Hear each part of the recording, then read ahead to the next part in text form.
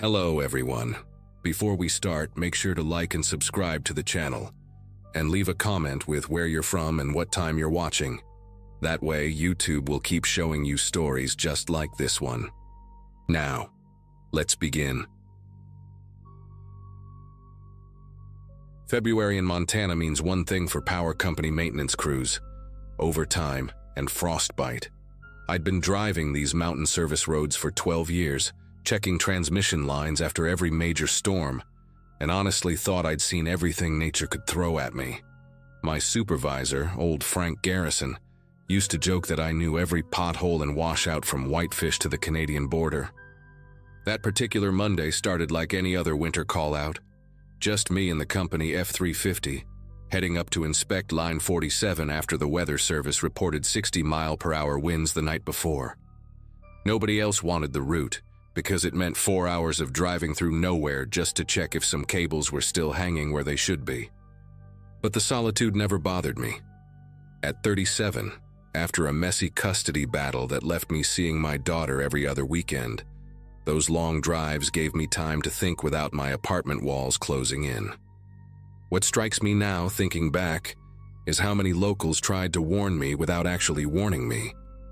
When I stopped at the Conoco station at the base of Copper Ridge Road to fuel up and grab coffee, the kid behind the counter, couldn't have been older than 19, asked which route I was taking up the mountain. I told him I'd follow the service road past Miners Creek, and his whole expression changed, like someone had walked across his grave. He started to say something, stopped, then just muttered that I should make sure I had chains and extra supplies. Even Nancy at dispatch seemed weird when I radioed in my position around noon, kept asking if I wanted to wait until tomorrow when they could send a two-man crew.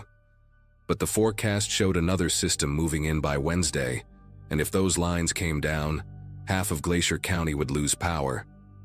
So I kept driving, watching the sky turn that peculiar gray-white that means serious snow is coming, completely unaware that by nightfall I'd understand why everyone who grew up in those mountains knew better than to travel that particular stretch of road alone. The accident happened around 3 in the afternoon, though accident isn't really the right word for what went down. I was navigating a particularly narrow section, where the service road hugs the cliff face, snow already falling heavy enough that I had to lean forward to see through the windshield. The truck's thermometer read -12, and even with the heater blasting, ice was forming on the inside corners of the windows. I just passed the old Forest Service marker, maybe mile 17 from the highway, when I saw what looked like a fallen tree branch across the road. Standard procedure says to radio it in before getting out to clear obstacles, but the static on my handset was so bad, I figured I'd move it first, then report when I hit a clearer spot. I stopped the truck, put it in park, grabbed my work gloves from the dash. That's when the steering wheel jerked hard to the right, like something had yanked it, and the whole vehicle started sliding sideways toward the drop-off. Physics is funny when you're on ice. Everything happens fast and slow at the same time. The F-350 weighs close to 7,000 pounds, and once it starts moving laterally on a slope, nothing's going to stop it. I remember pumping the brakes, useless on that glassy surface, while the passenger side tilted down toward a ravine I knew dropped at least 40 feet. The truck caught on something, probably a boulder under the snow, and flipped halfway before slamming into a cluster of pines about 20 feet down from the road. The impact threw me hard against the driver's door, and I heard the crack before I felt it, my left ankle folding in a way ankles aren't supposed to fold. The engine died immediately, that sudden silence after chaos that makes your ears ring. Snow was already pouring through the shattered passenger window, and I could smell hot metal and leaking fluids. My first coherent thought was about the satellite emergency beacon in my vest pocket, the one the company made us carry after a lineman died of exposure in 2016. My second thought, as I tried to move and pain shot up my leg like someone had driven railroad spikes through the bone, was that I was completely, utterly screwed. Getting the beacon activated took me almost 20 minutes. Every movement sent white-hot agony through my ankle, and I had to stop twice just to keep from passing out. The little LED showed it was transmitting, but the signal strength indicator kept fluctuating between 1 and 2 bars, sometimes dropping to nothing. Best case scenario, dispatch would get my distress signal and coordinates within the hour. Realistic scenario, with the storm getting worse and the weak transmission, maybe 3 or 4 hours. Search and rescue would need at least another 2 hours to reach me after that, assuming they could even navigate the road in these conditions. I managed to drag myself partially out of the truck to assess the situation, and that's when things started getting genuinely weird. The F-350 had left a clear path through the snow where it went off the road, but about 10 feet from where I'd stopped, I could see my own boot prints in the fresh powder, walking in a circle around the truck. Except I hadn't gotten out of the vehicle before it went over the edge. These were fresh tracks, maybe 30 minutes old based on how little snow had filled them in, and they were definitely from my Red Wing work boots, same distinctive tread pattern, same size. I told myself someone must have stopped to help, seen the truck go over, maybe walked around looking for the best way down. But that didn't explain why the prints matched my boots exactly, or why they just circled the truck without approaching it. Using the door frame, I pulled myself up enough to look around properly, and that's when I spotted the cigarette butts. 5 of them, stamped out and half buried in the snow near where the truck had stopped on the road above. Marlboro Reds, the gold band still visible on one. Here's what made my chest tighten. I don't smoke, never have, but more importantly, those butts were under fresh snow that had fallen after my crash. Someone had stood there smoking, watching my truck for at least 20 or 30 minutes after the accident. Long enough to finish multiple cigarettes. Long enough to walk down and around my vehicle. Long enough to help. But they didn't. They just watched. I tried the radio again. Got nothing but static that seemed to pulse in a rhythm that almost sounded like breathing. The rational part of my brain said it was just atmospheric interference from the storm. But rationality becomes flexible when you're injured and alone with evidence that someone stood there watching you suffer. The temperature dropped fast once the sun disappeared behind the mountains, which happens around 4 in the winter up there. I needed to prepare for a long night, possibly my last if things went wrong. The truck's emergency kit was still intact, thank God. Thermal blanket, flares, first aid supplies, 2 bottles of water, some energy bars. I managed to wrap my ankle using gauze and an instant cold pack, though the swelling was already so bad I couldn't get my boot off. That's when I decided to check under the hood for the tow strap we keep coiled near the battery, thinking I could maybe use it to secure myself better in the tilted cab. I dragged myself around to the front of the truck, using the bumper and grille for support, popped the hood latch from inside, then pushed it open. The strap was gone, but not just missing, cut clean through where it attached to the frame. The edges were fresh, no rust or wear, sliced with something sharp like a knife or heavy-duty wire cutters. Someone had deliberately removed my ability to get pulled out if another vehicle happened by. My brain kept trying to find innocent explanations, but the evidence was stacking up in a way that made my skin prickle with more than just cold. Night in those mountains is absolute in a way most people never experience.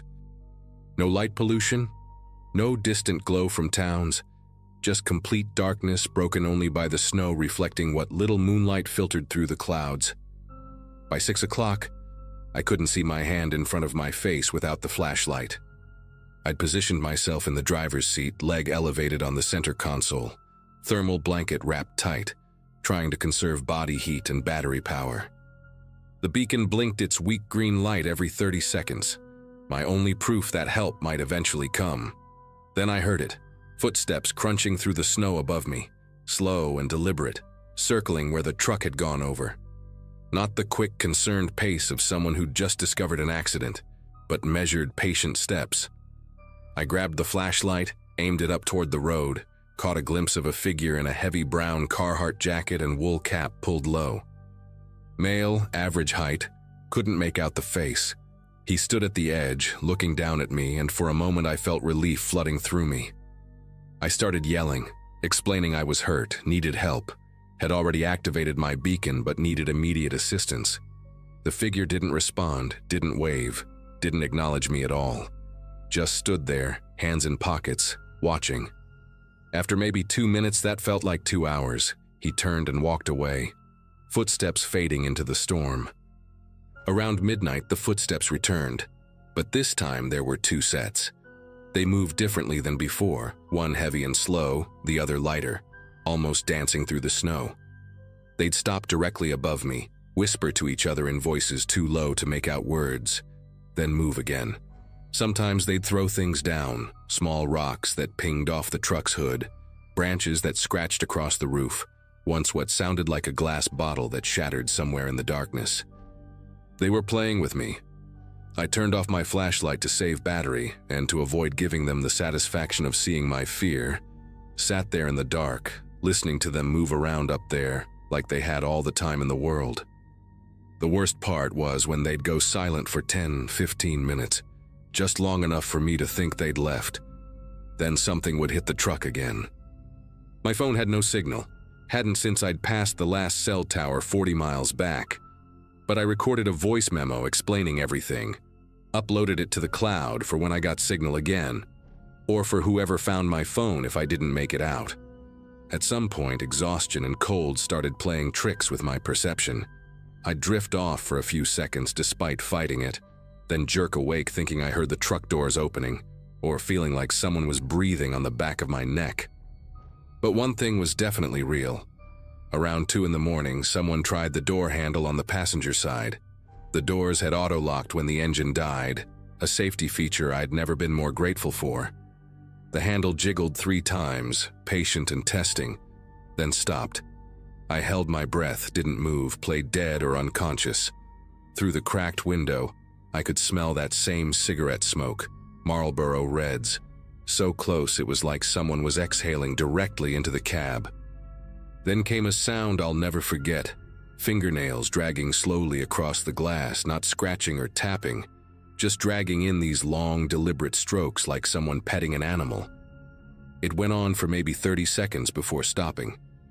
The silence afterward was somehow worse than the sound itself, because I knew they were still there, just inches away, deciding what to do next.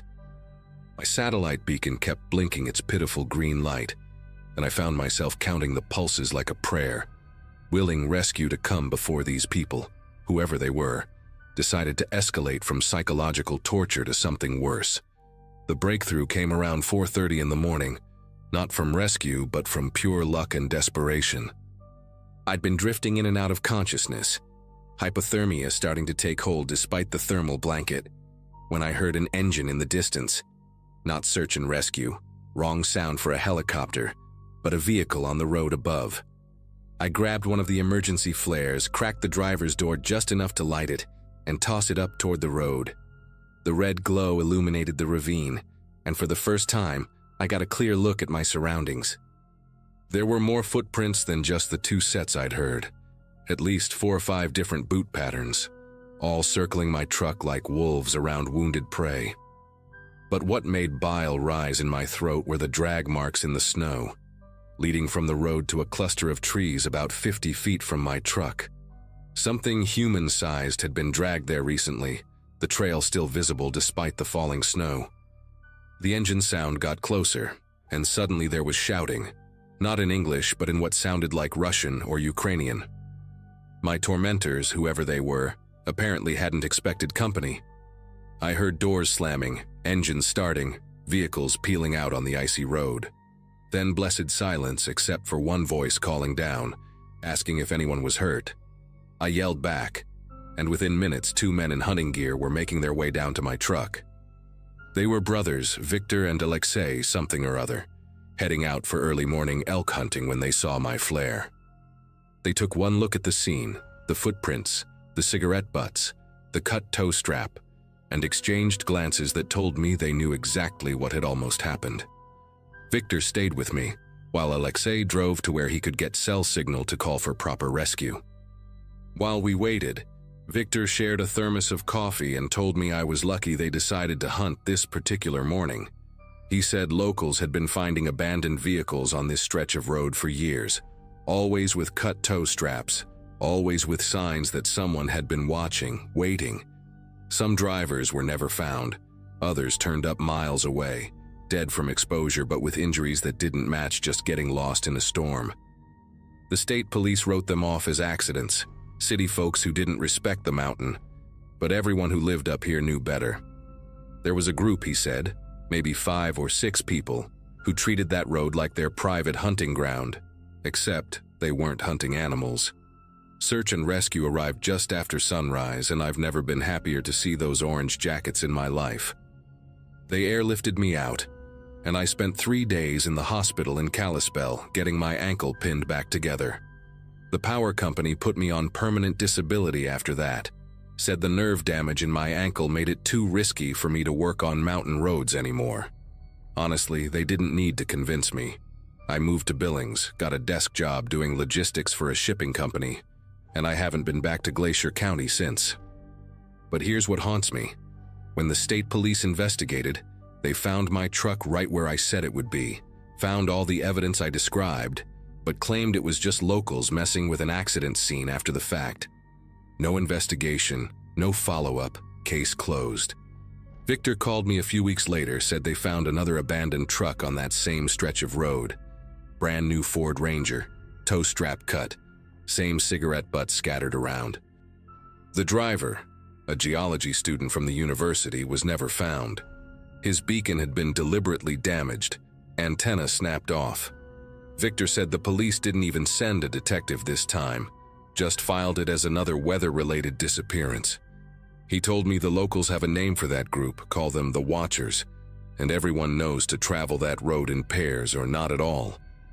Nobody talks about it openly because half the police force has cousins or brothers-in-law who might be involved, and the other half just doesn't care what happens to outsiders. I still wake up sometimes thinking I hear fingernails on glass. That slow, patient dragging sound that means someone has all the time in the world and knows you don't. My therapist says it's PTSD, and maybe she's right, but I know what I know. There are people out there who've turned isolation into opportunity, who figured out that the right stretch of remote road in a snowstorm is the perfect killing ground.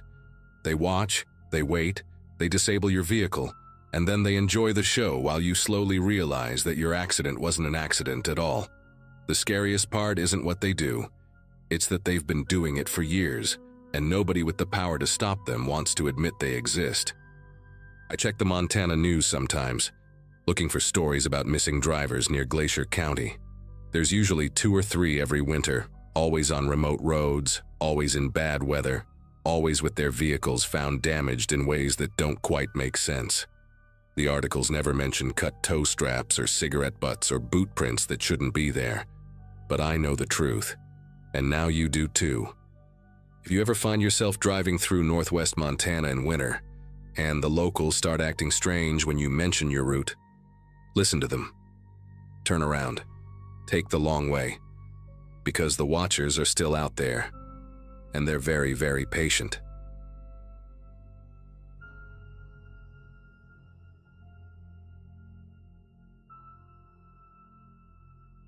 People always warn you about driving through Appalachia after dark, but when you've made the trip a dozen times without incident, you start thinking they're just being dramatic.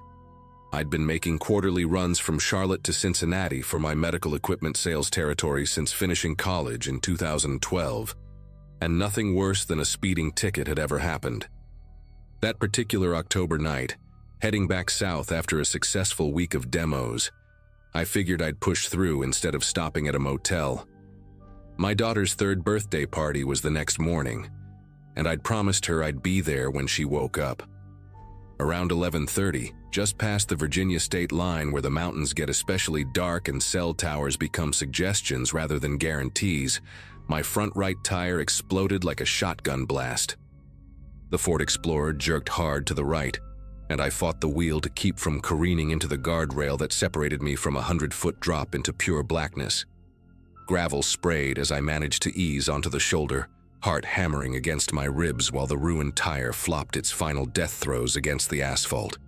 When I finally stopped and killed the engine, the silence hit me harder than the blowout had.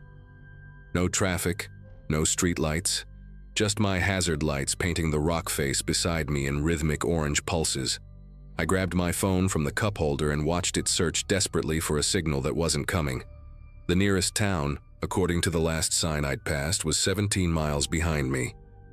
I popped the trunk, grabbed the spare and the jack, and got to work by the light of my phone's flashlight, telling myself this was just another minor inconvenience in a long list of minor inconveniences that came with the territory. 20 minutes into wrestling with rusted lug nuts that hadn't been touched since the Explorer rolled off the assembly line, I heard the engine. Not the high whine of a sedan or the rumble of a semi, but the distinctive rattle of an older diesel pickup, the kind where you can hear each piston doing its job. The sound grew louder, echoing off the mountain walls, then began to slow. Relief washed through me as I stood up, wiping grease on my khakis, ready to flag down what I assumed would be a good Samaritan. But the truck didn't pull up beside me or even ahead of me. It stopped about 30 feet back, and then the headlights went dark. Just killed them completely, leaving only my hazards and the dim glow of my phone on the ground to fight against the mountain darkness. 2 doors opened and closed with deliberate precision, not slammed, just firmly shut like they were trying not to wake someone. My eyes strained to adjust, making out 2 shapes moving toward me in the pulsing orange light. One tall and lean, wearing what looked like a baseball cap. The other shorter but broader, built like someone who'd spent years hauling feed bags or working construction. Neither one called out a greeting, didn't ask if I needed help, didn't say a single word. They just kept walking toward me with this measured pace like they'd done this exact thing before and knew precisely how it would go. The tall one had something in his right hand, held low against his leg, and I couldn't tell if it was a tool or something else entirely. "Evening?" I tried, my voice coming out steadier than I felt. "Thanks for stopping, but I've got the spare right here. Should be good in a few minutes." The shorter one let out this small laugh. Not a friendly chuckle, but something that made my mouth go dry. They kept coming, spreading apart now, one moving toward the front of my Explorer, the other circling behind. The tire iron was still in my hand from working on the lug nuts, and I found myself gripping it tighter, the cold metal suddenly feeling both reassuring and pathetically inadequate. The tall one finally spoke, his voice carrying a local drawl thick as molasses. "That's a nice watch you got there. Rolex?" It wasn't. Just a Seiko my wife had given me for our anniversary. But the way he said it, the way his eyes tracked to my wrist and then to the Explorer, to my laptop bag visible through the back window, I understood exactly what this was. The shorter one had positioned himself between me and the driver's door, while his partner stood blocking any path toward the front of the vehicle. They'd done this before, probably dozens of times, picking off travelers on this stretch of mountain highway where screams wouldn't carry and help wouldn't come. "Wallet, phone, watch, whatever's in the vehicle," the tall one said, finally raising what I could now see was a crowbar, tapping it against his palm in a rhythm that matched my hazard lights. "Make this easy on yourself." But something in their eyes, in the way they kept glancing at each other with these little nods and signals, told me that easy wasn't really on the menu tonight. They weren't just here for the robbery. There was something else, something in the shorter one's expression when he looked at my Explorer, at the child's car seat visible in the back, the stick figure family decal on the rear window. He was calculating, measuring distances, probably figuring out how long it would take to move my vehicle, where they could dump it.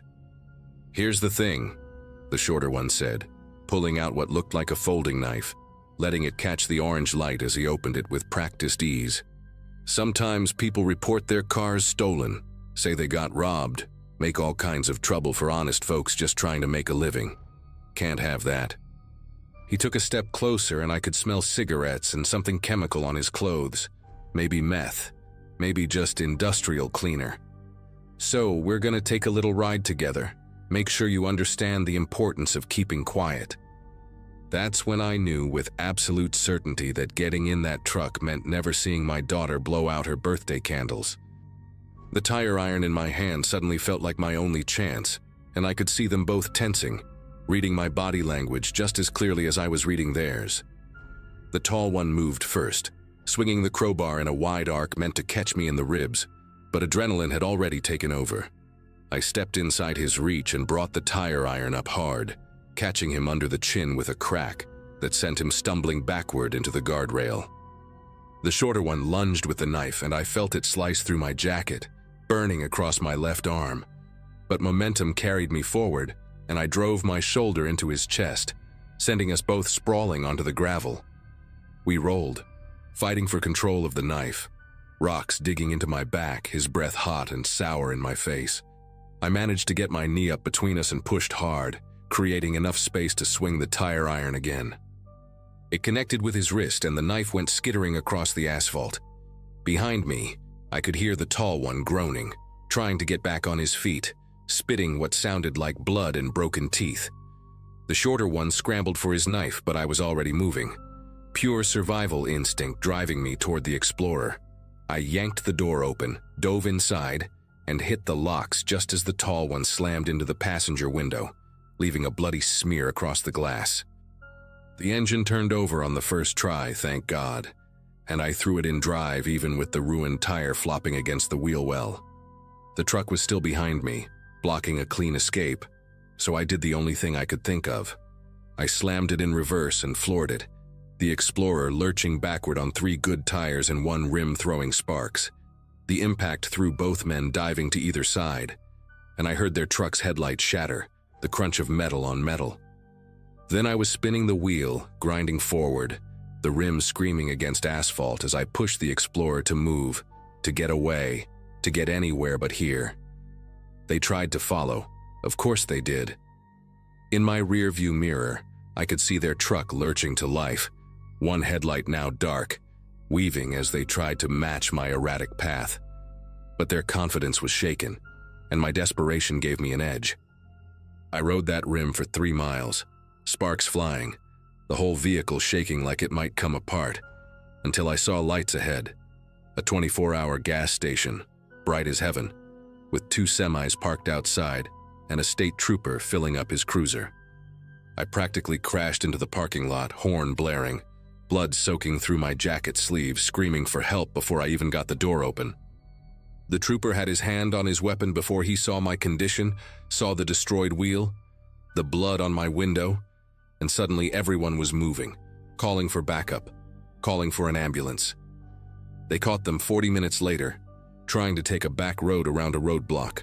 Turns out I wasn't their first victim, not even close. The police found personal items from at least 12 other travelers in their truck, wallets and watches and phones, some dating back 2 years. 3 of those people had been reported missing, their vehicles never found. The shorter one, whose name turned out to be Carl Bratton, broke first and told them everything. About the ravine where they'd been dumping cars, about how they'd been working that stretch of highway since his cousin Roy got out of prison. Roy, the tall one, needed reconstructive jaw surgery and faced charges that would keep him locked up for the rest of his life. Carl got 25 years in exchange for his cooperation. They found 2 bodies in that ravine, 2 people who hadn't been as lucky as me, who hadn't fought back fast enough or hard enough. I made it to my daughter's birthday party, arm in a sling, stitches pulling every time I moved. But I was there when she woke up, just like I'd promised. When she asked why I had a bandage, I told her Daddy had gotten a little hurt, but was all better now. The truth was, I still wake up sometimes thinking I hear that diesel engine slowing down behind me.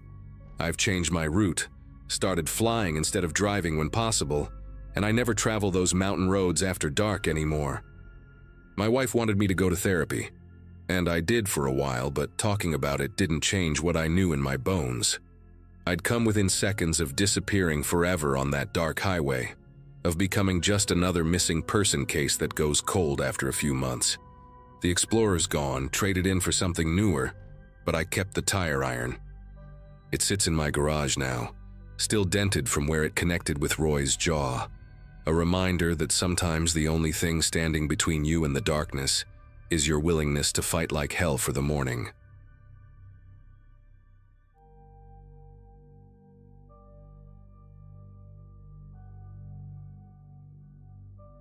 Rain doesn't usually sound angry, but that afternoon in the mountains near Breckenridge, it was pounding my Subaru's windshield hard enough to crack glass.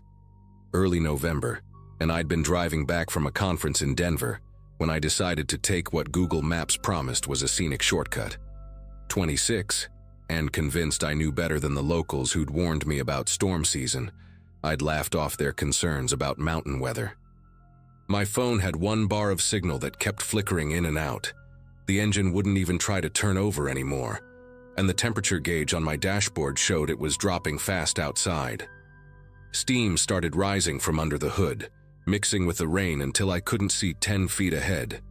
When that beat-up Ford pickup pulled up behind me, hazards flashing through the gray curtain of water, I didn't hesitate to roll down my window.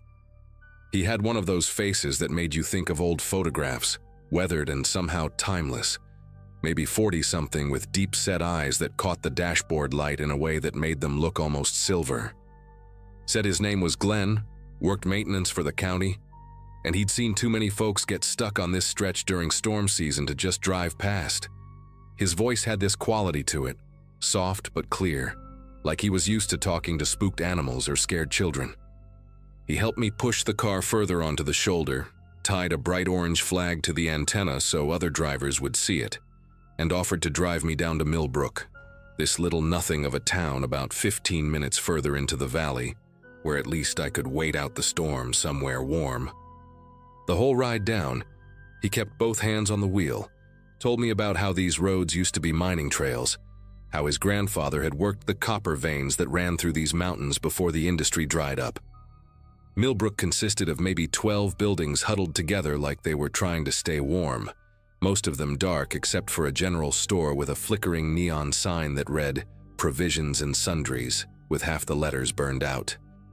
Glenn pulled up right to the door, even got out in that torrential rain to help me with my backpack, making sure I made it inside before driving off.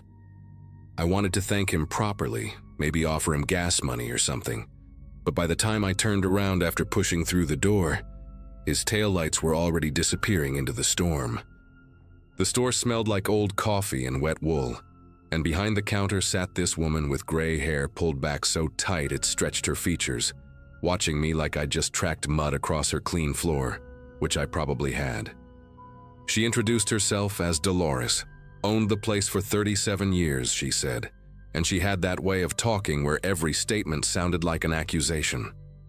When I explained about my car and Glenn giving me a ride, her whole expression shifted, went from suspicious to something I couldn't quite read. She kept asking me to describe him again. What exactly did he look like? What exactly did he say? Even made me repeat the part about his grandfather and the copper mines twice. Then she got real quiet, started organizing things behind the counter that didn't need organizing, and finally said there wasn't anybody named Glenn working maintenance for the county. Hadn't been for years. The way she said it made all the warmth from the heated store suddenly feel insufficient.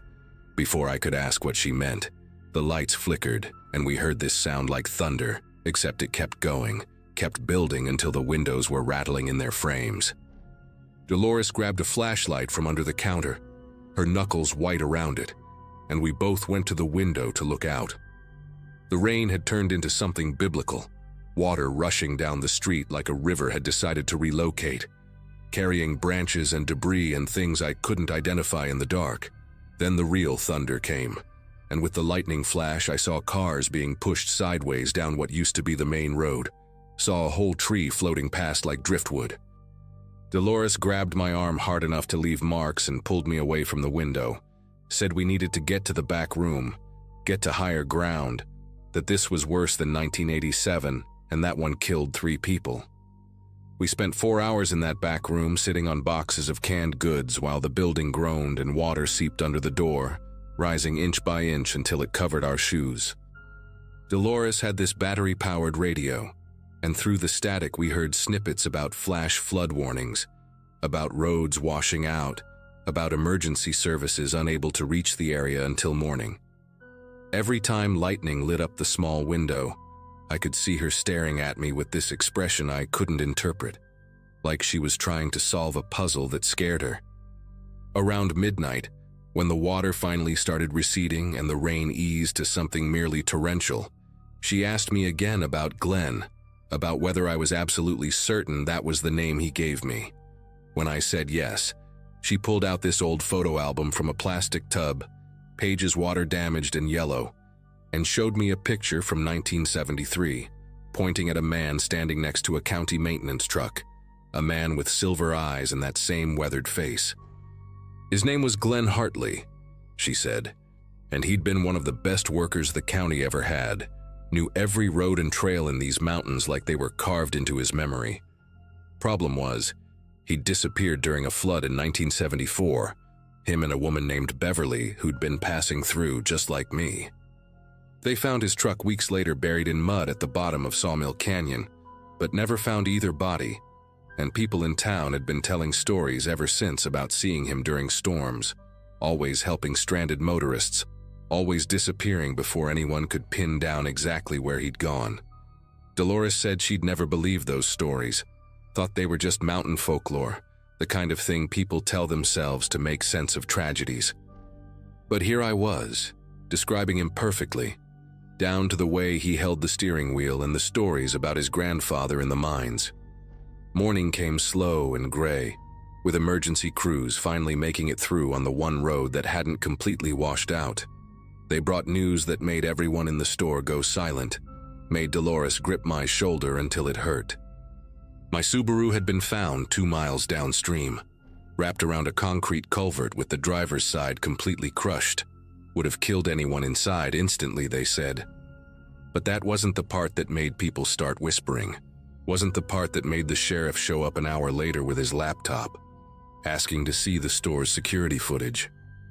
The timestamp on the external camera showed 7:47 p.m., just after dark, and there was Glenn's truck clear as day, him dragging something heavy toward the river, something wrapped in a tarp that left drag marks in the mud. The sheriff kept replaying it, zooming in, trying to make sense of what we were seeing, because the figure doing the dragging had my height, my build, even seemed to be wearing my conference lanyard that was still somehow visible in the grainy footage. They searched the riverbank for 3 days while I stayed in town, first because the roads were impassable, then because the sheriff had questions, lots of questions. Where exactly had Glenn picked me up? What exactly had we talked about? Did I remember anything unusual about the drive down to town? I kept telling them the same story, kept describing that 20-minute ride in detail. But the more I talked, the more I noticed gaps, little moments that seemed to skip like a scratched record. I couldn't remember getting out of his truck exactly. Couldn't remember the space between being in the passenger seat and standing at the store's door. The sheriff showed me the footage again and again, that figure in the rain dragging something. And each time I watched it, I felt this crawling sensation in my chest like my body remembered something my mind wouldn't let me access. On the 3rd day, a volunteer search team found something that changed everything, made the sheriff stop asking questions and start looking at me different. Half a mile downstream from where they'd found my car, tangled in tree roots along the bank, they pulled out a woman's body that had been in the water for decades, preserved by the cold mountain runoff. She was wearing polyester bell-bottoms and a macrame vest, had a driver's license in her pocket that read, Beverly Marsh, issued in 1974. But here's what nobody could explain, what made even the sheriff's hands unsteady when he showed me the evidence bag. She was wearing my conference badge from Denver, the one with my photo and this year's date, wrapped around her waterlogged neck like she'd grabbed it in the dark and never let go. The badge I thought I'd been wearing in the security footage, the one I couldn't find in my backpack no matter how many times I searched through it. The sheriff finally let me leave after the state police got involved, after they ran every test they could think of and found nothing that made sense. My prints weren't on the badge around Beverly's neck. The security footage was too grainy to prove anything definitively. And 3 witnesses had seen me in the store during the time the video showed someone by the river. They gave me back my belongings, drove me to the nearest rental car agency in the next town over, and suggested strongly that I might want to take a different route home. But before I left, Dolores pulled me aside in the parking lot, pressed something into my palm, an old brass key with a number worn almost smooth. She said it was from Glenn's old locker at the county maintenance depot, said maybe I should look inside before I tried to make sense of anything, said sometimes the mountains keep their own kind of records that have nothing to do with what people write down in official reports. I drove to the depot on my way out of town, found the building half collapsed and abandoned for decades according to the dates on the condemned notices. Locker 47 was in the back, rusted but still solid, and inside I found a leather journal wrapped in plastic, pages filled with Glenn's handwriting. The last entry was dated the day before he disappeared, and it described picking up a woman named Beverly whose car had broken down, described the way she'd trusted him immediately, described how he'd thought about all the other women who'd vanished on these mountain roads over the years, women the police never looked for too hard. But the next pages were different. Written in shaky script like someone writing in the dark, they described waking up in cold water, described being pulled by currents but unable to drown, described seeing through eyes that weren't quite his anymore, doing things he couldn't stop. The final entry just said, "The mountains remember everything, and during storms they make us remember too." I left the journal where I found it, drove home without stopping, and I've never taken a mountain road again, especially not during storm season. Especially not when helpful strangers offer rides to anywhere that sounds too good to be true.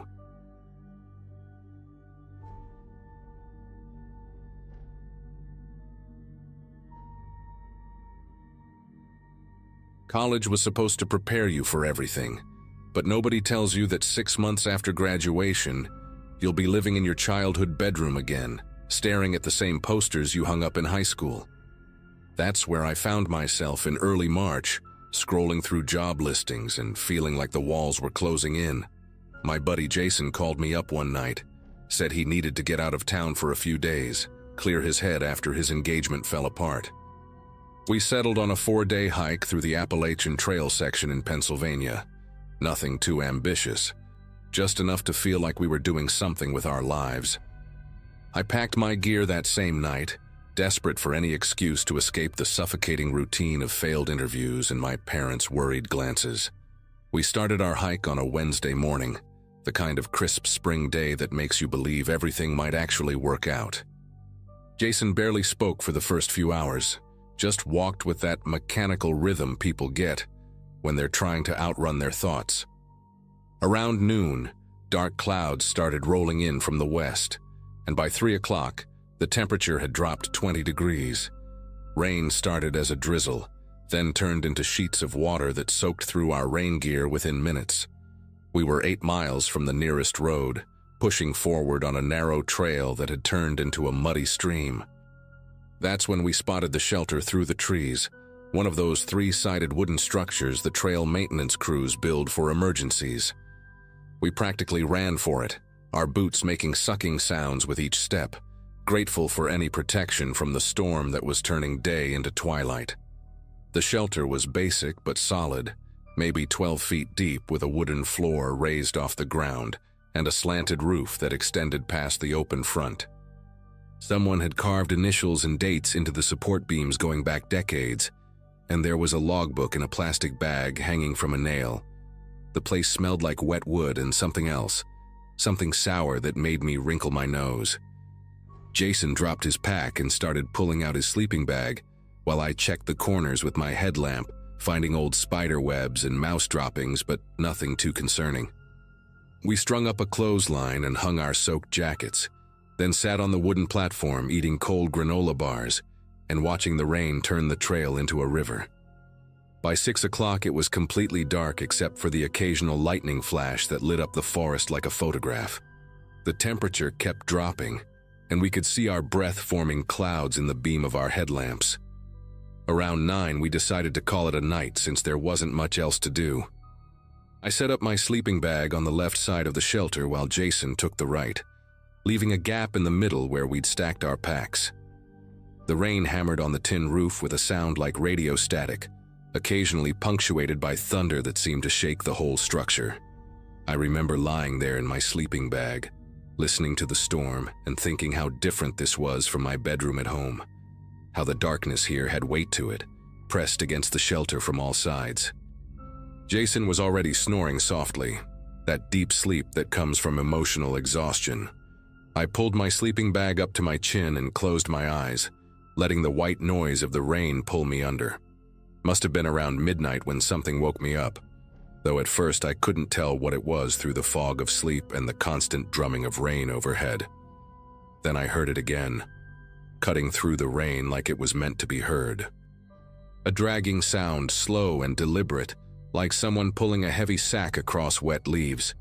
It started somewhere to the left of the shelter and moved steadily along the side wall, scraping and rustling with a rhythm that had nothing to do with wind or falling branches. I held my breath, every muscle in my body going rigid inside the sleeping bag. The dragging stopped right at the corner where the wall met the open front of the shelter, and for maybe 10 seconds there was just the rain. Then came footsteps, or what might have been footsteps, heavy and uneven, squelching in the mud just beyond where I could see. They moved along the front of the shelter, paused, moved again, like someone was examining the entrance. I wanted to wake Jason but couldn't make myself move, couldn't even turn my head to look at him. My heart was pounding so hard I was sure whatever was out there could hear it over the storm. The footsteps stopped directly in front of the shelter's opening. I could feel eyes on me, that primitive sensation that makes every hair on your body stand up. Lightning flashed, and for a split second I saw a shape, tall and wrong somehow, but the image burned out before my brain could process what I was looking at. Then came a sound that made my whole body go cold, a wet breathing, ragged and thick, like someone with fluid in their lungs trying to catch their breath. It went on for what felt like hours, but was probably only 30 seconds. This horrible wheezing just feet from where we lay. Something scraped against the wooden frame of the entrance, testing it, exploring the edges.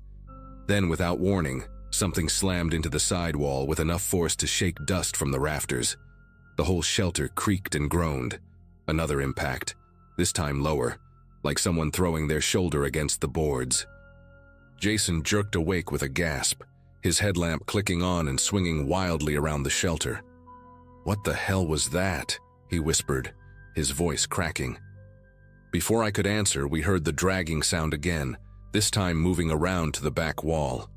Jason grabbed his knife from his pack, a folding blade maybe 4 inches long that looked pathetically small in his shaking hand.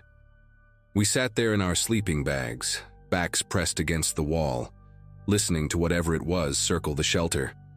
The scraping sounds moved up the back wall, like someone running their fingers along the wood, searching for weak spots. Then came a different noise, metal on wood, rhythmic and deliberate, prying sounds. Something was working at the boards near the corner, trying to create an opening. We could hear wood splintering, nails groaning under pressure.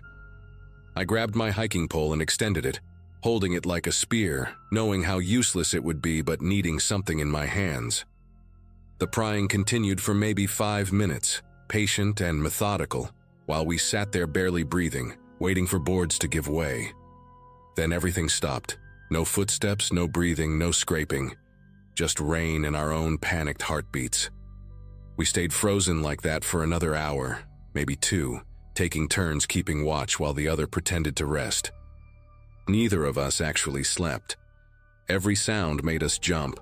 Every shadow that moved with the lightning had us gripping our pathetic weapons tighter. When the first gray light of dawn finally filtered through the rain, we could see the damage on the shelter's entrance frame.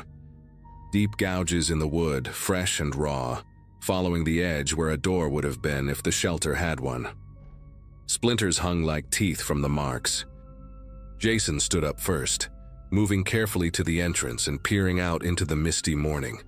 The rain had softened to a drizzle, and we could see maybe 20 feet into the forest.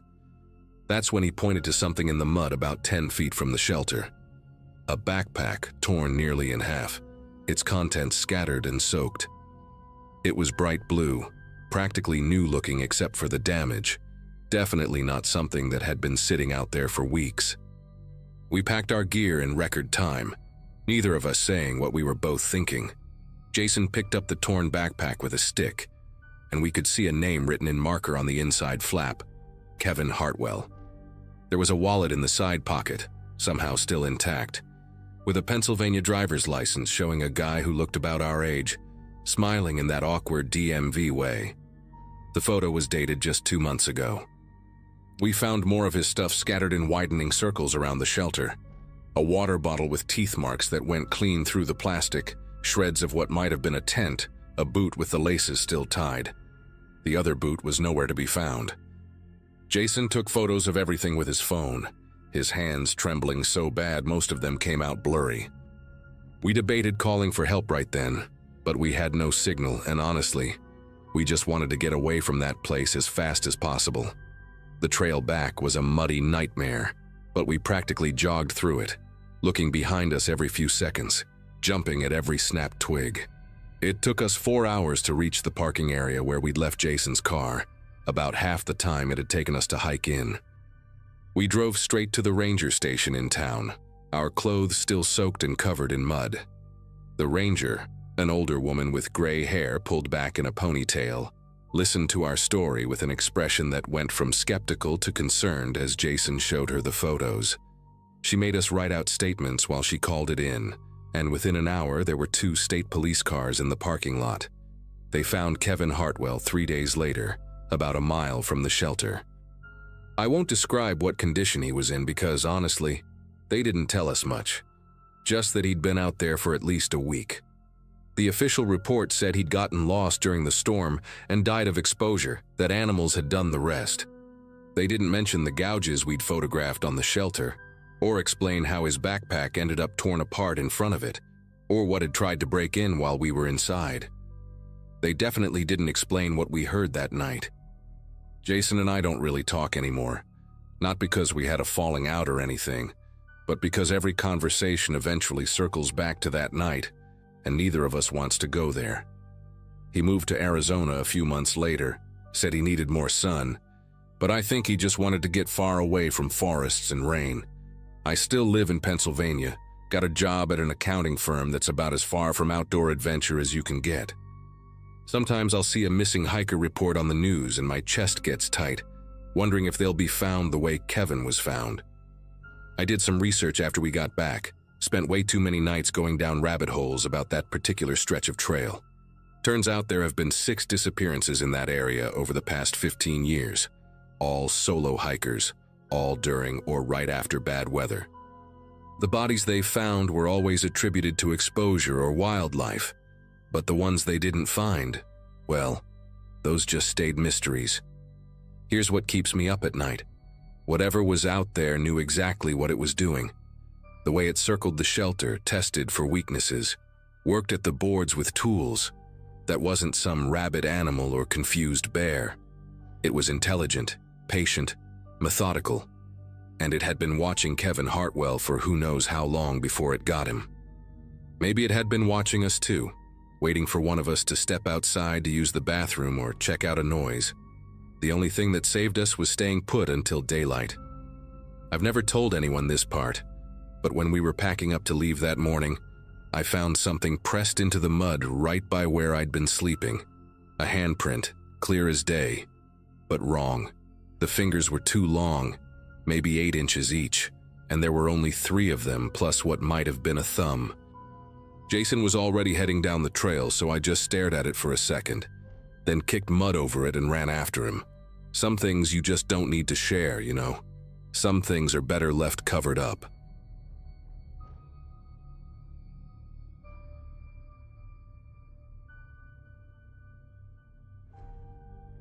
The solitude was exactly what I needed. After defending my master's thesis on alpine lichen populations that May, I'd been crashing between university housing and my sister's cramped studio in Portland, sending out PhD applications and feeling like my life had stalled completely. When the Forest Service posted an opening for a week-long data collection assignment at the Cascade Ridge Monitoring Station, I didn't hesitate. The pay was garbage, but it came with field experience hours and a recommendation letter I desperately needed for my applications. More importantly, 7 days alone in the mountains sounded like absolute heaven compared to Emily's snoring and her boyfriend's gaming marathons that lasted until dawn. I loaded my Subaru on a Wednesday afternoon, drove 6 hours northeast into the Cascades, and felt something tight in my chest finally loosen when I reached the trailhead parking lot. Empty except for a rusted pickup that looked like it had been there since the Clinton administration. The hike up took most of Thursday, my pack crammed with sample jars, a week's worth of freeze-dried meals, 2 novels I'd been meaning to read, and probably too much camera gear. The station sat in a small clearing at 7,200 feet. Nothing fancy, just a weathered plywood cabin about 12 by 12 with a corrugated metal roof. Solar panels were bolted to the south-facing wall, and a satellite dish perched on top of a rickety tower made from 2x4s and prayer. Inside was bare bones. Military surplus cot with a musty sleeping bag, propane camping stove, folding table, lockbox containing the research equipment, and a battery backup system that supposedly charged during daylight hours. The Forest Service manual I'd skimmed said the satellite phone was temperamental, only worked if you stood in the exact center of the clearing and held it at a specific angle, but it was meant to be reliable enough for daily check-ins with the ranger station down in the valley. I spent that first evening collecting samples, scraping lichen off granite and logging coordinates, watching the sunset turn the ridgeline into something out of a painting. That night I slept harder than I had in months, the kind of unconscious, dreamless sleep that only comes when the nearest person is over 20 miles away, and there's nothing but wilderness between you and them. Friday and Saturday passed in a comfortable rhythm. Up at dawn, oatmeal and instant coffee on the propane stove, then out to the sampling sites with my GPS unit and collection kit. The work was methodical and peaceful, exactly the kind of mind-numbing routine I needed after months of thesis stress. I'd crouch on the rocks for hours, scraping samples into labeled vials, taking photos, recording notes in my waterproof field book. The weather held, clear skies and temperatures in the low 70s during the day, dropping to the 40s at night. I did my check-ins with the ranger station both mornings, standing in the clearing with the satellite phone held high like some kind of ritual offering to the telecommunications gods. A guy named Vincent answered both times, bored and friendly, asking about weather conditions and wildlife sightings. Everything completely routine. On Saturday evening, I allowed myself the luxury of heating extra water for a wash, stripped down in the cabin, and wiped myself clean with a bandana, feeling almost human again. I ate my rehydrated beef stroganoff, watching the stars come out, so many of them without any light pollution, thick as spilled salt across the black sky. Sunday started normal enough, but by mid-morning I noticed the wind picking up, clouds rolling in from the west in dark, heavy formations that made the temperature drop 10 degrees in an hour. I'd checked the forecast before leaving Portland, and it had called for clear weather all week, but mountain conditions change fast and forecasts mean nothing up here. By noon, the first drops were hitting, fat and cold, and I hustled back to the cabin with my sample kit. The storm hit hard around 2 in the afternoon, rain coming down in sheets so thick I could barely see the tree line from the cabin window. Thunder cracked overhead, close enough that I could feel it in my chest, and the whole structure shuddered with each gust of wind. I wasn't particularly worried at first.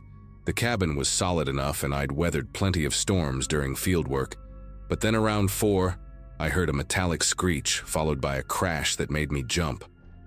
I cracked the door open and saw the satellite dish tower had snapped halfway up, the dish itself dangling by its cables and spinning in the wind. The solar panels were still attached, but one had a spiderweb crack across its surface. I grabbed the satellite phone from the lockbox and stood in the clearing, rain soaking through my jacket in seconds, holding the phone up at every possible angle. Nothing. No signal, no dial tone, just dead air and the screen blinking no satellite connection in accusatory letters. The rational part of my brain tried to stay calm. The storm would pass, probably by morning. Vincent would notice when I missed my Monday check-in and send someone up the trail to investigate. Standard protocol. I had enough food for the rest of the week if I was careful. Plenty of water from the creek nearby, and the propane stove still worked fine. The solar panels were damaged, but the battery backup showed half charge, enough to keep my headlamp and phone powered for days if I was conservative. I went back inside, peeled off my soaked jacket, and tried to focus on my field notes, updating my sample logs by the light of my headlamp as the storm raged outside. But as evening crept in and the cabin grew darker, that rational voice got quieter. I kept thinking about the hike out, 23 miles of narrow trail that crossed 2 ridgelines, and a creek that was probably raging by now with all this rain.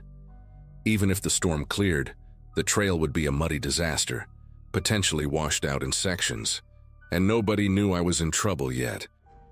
Nobody would know until Monday morning at the earliest, and even then, how long would it take them to organize a hike up here to check on me?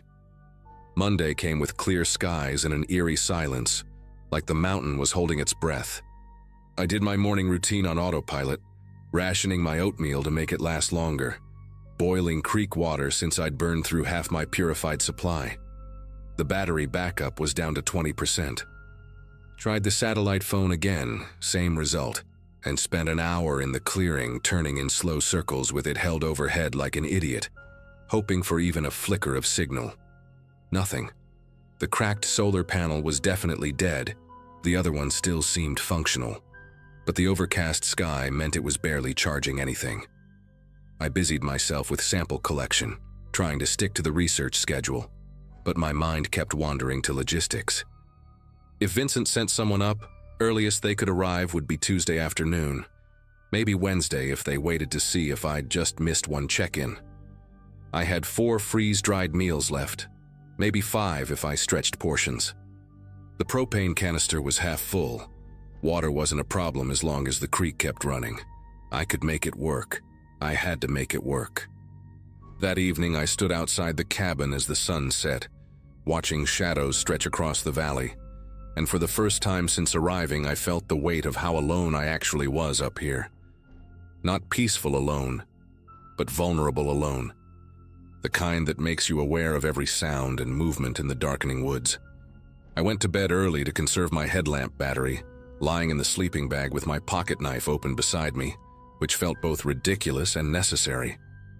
Sleep came in fits and starts, my brain refusing to shut down completely, cycling through worst-case scenarios and probability calculations. Around what must have been 11 or midnight, I was in that shallow half-sleep state when I heard it. An engine. Distant at first, then growing louder, the distinct rumble of a vehicle grinding up a rough road. My eyes snapped open and I lay there perfectly still, heart hammering, trying to make sense of what I was hearing. There was no road up here, not really.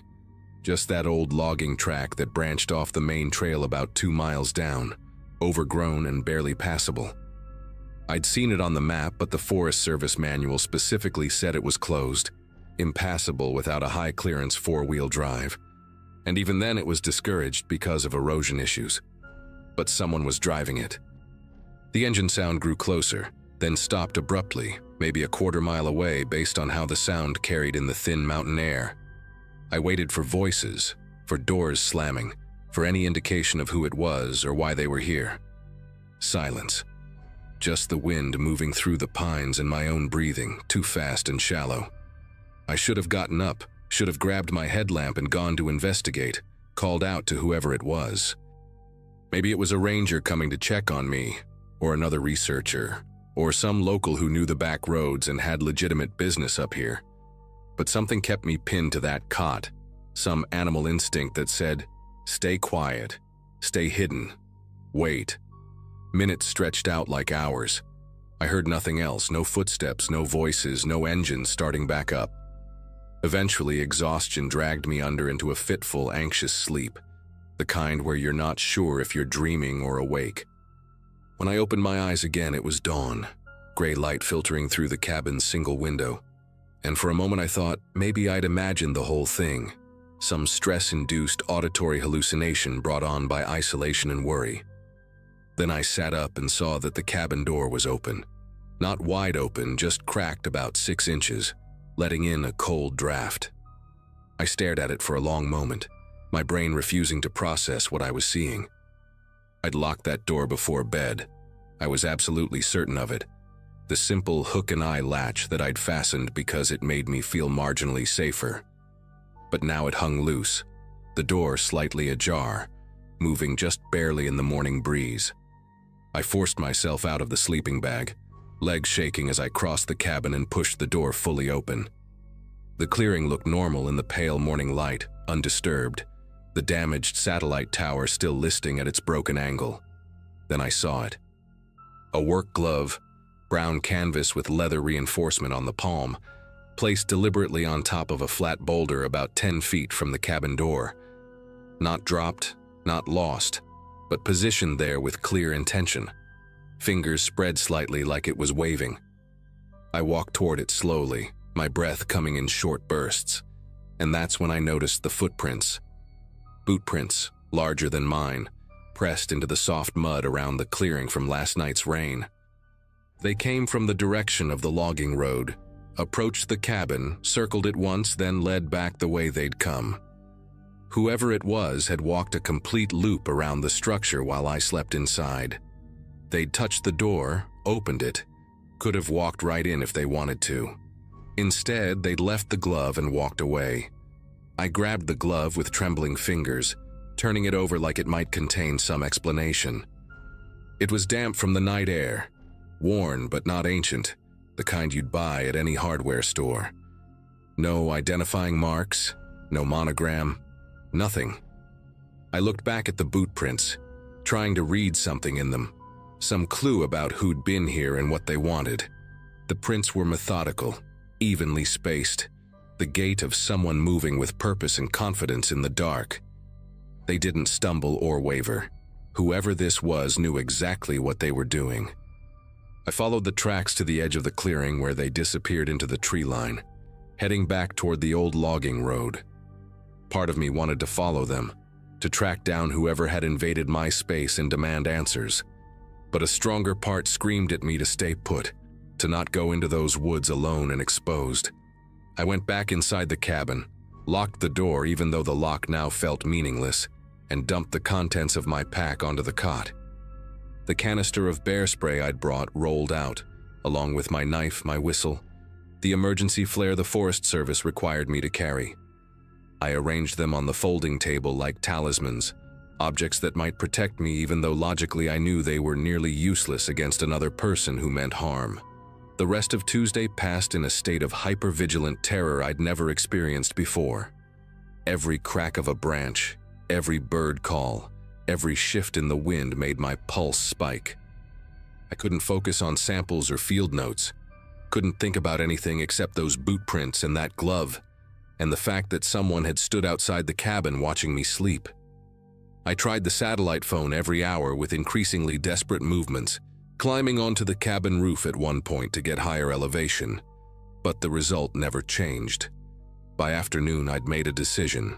Staying here was insane. Waiting for rescue meant giving whoever this was more opportunities to come back, and next time, they might not just leave a glove.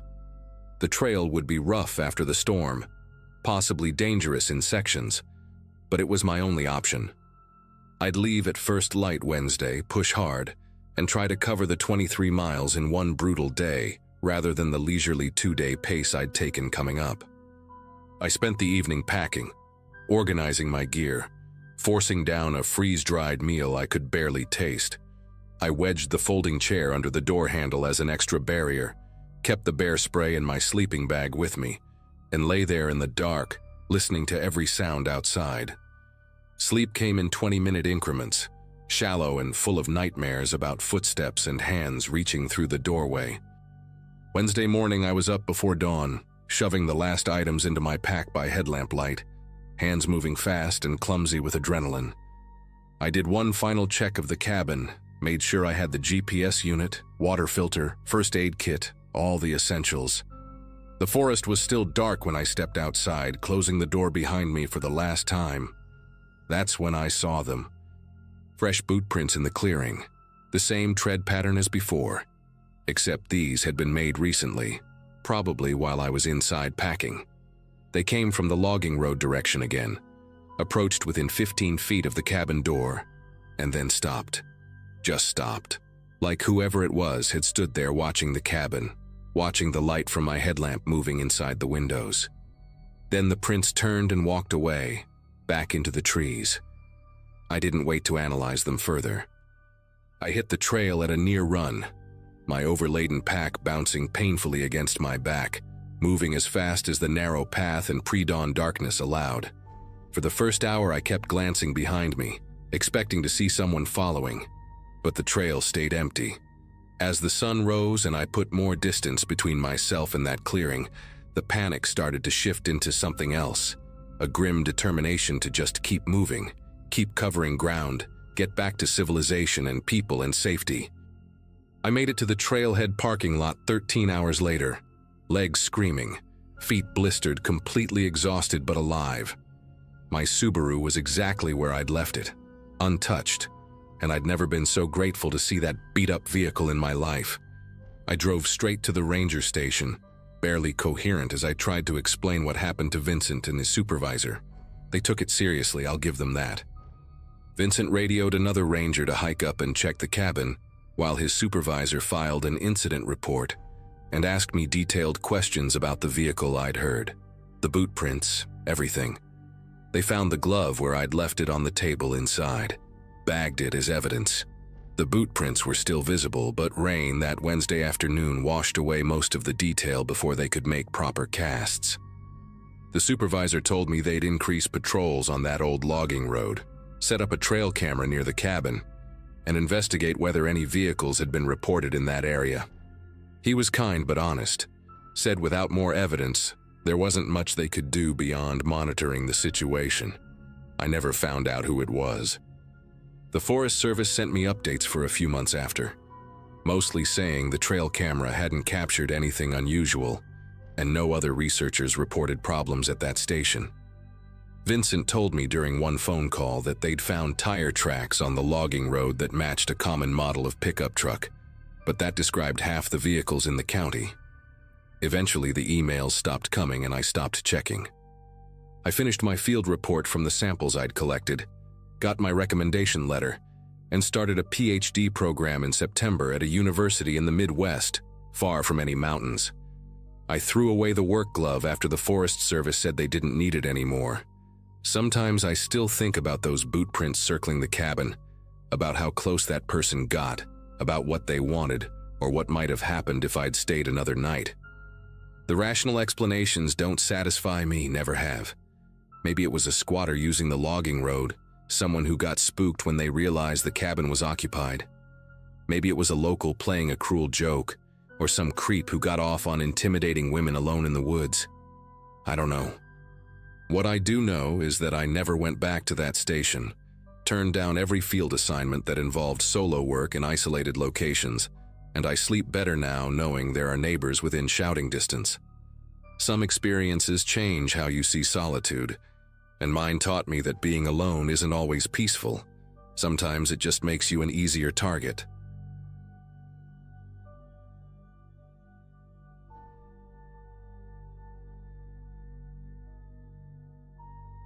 Driving long-haul trucks wasn't what I imagined myself doing when I turned 33, but after the divorce papers were signed in 2017, I needed something that would keep me moving. Hendrick Transport hired me 6 months later, and I've been hauling freight across the Northwest ever since. Most runs blur together after a while. Same stretches of highway, same truck stops, same greasy food. But there's one trip I can't forget. One that changed how I see every rest area, every roadside sign, every dark parking lot off the interstate. It happened on a Wednesday in late November 2022, and I'm only sharing this now because I saw something on the news last week that made my stomach turn. I need to get this out there, even if nobody believes me. I'd been on the road for 9 hours that night, hauling refrigerated produce from Spokane down to Boise. The route was familiar. I'd driven it maybe 30 times before, but an accident near Coeur d'Alene had backed up traffic for almost 2 hours and threw off my whole schedule. By the time I cleared it, my eyes were burning and my back was killing me. I should have pulled over earlier, but I kept pushing, convinced I could make up the time. The sun had been down for hours and the temperature outside had dropped into the teens. That brutal kind of cold that makes your cab feel like a tin can even with the heat blasting. My fuel gauge sat just above a quarter tank, plenty to reach the next town, but my bladder was telling a different story. That's so when I spotted it through the darkness, a hand-painted wooden sign lit up with yellow bulbs strung around the edges. Rest area, 2 miles, home-cooked meals, open late. The promise of hot food and a bathroom was enough to make me flip my turn signal. The exit came up fast, a narrow turnoff that curved sharply into the trees. No streetlights, just my headlights cutting through the darkness and illuminating the dense pine forest on both sides. The road was rougher than I expected, cracked asphalt that made my trailer bounce and rattle behind me. I downshifted and took it slow, wondering why the state would let a rest area get this run down. Usually these places are maintained pretty well, especially on routes that see heavy truck traffic, but I figured maybe it was one of those unofficial spots, the kind that locals know about but doesn't show up on GPS. I'd seen a few of those over the years.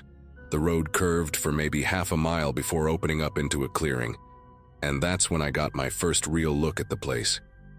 It wasn't what I expected at all. The clearing was bigger than most rest areas, maybe the size of a football field, surrounded on all sides by thick forest. There were no lights except for a single buzzing fluorescent fixture mounted on a wooden pole in the center, casting this sickly yellow glow over everything. I could see 3 other big rigs parked in a loose cluster near the far end, their cabs dark and silent. No idling engines, no lights, nothing. That struck me as odd right away because truckers usually keep their engines running at night for heat, especially in weather this cold. Off to the left was a small wooden building, maybe 20 feet across, with a hand-painted sign that read "Restrooms and Food" in that same amateur style as the highway sign. The paint was peeling, and the whole structure looked like it hadn't seen maintenance in years. There was a dim light glowing inside, warm and orange like a kerosene lamp, and I could see condensation on the windows. The whole setup felt wrong, but I couldn't quite put my finger on why. I pulled my rig into a spot about 50 feet from the building, keeping some distance between myself and those other trucks. Force of habit, I guess. I set the air brake and killed the engine, instantly regretting it when the cold started seeping in through the door seals. I sat there for a minute just watching. Nobody moved in or around the building.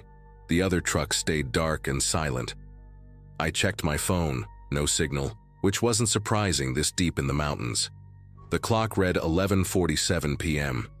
I grabbed my jacket from behind the seat and my flashlight from the door pocket, one of those heavy mag lights that doubles as a weapon if you need it to. The cold hit me like a wall when I opened the door, that sharp mountain air that stings your lungs. My boots crunched on gravel mixed with patches of frozen snow as I walked toward the building.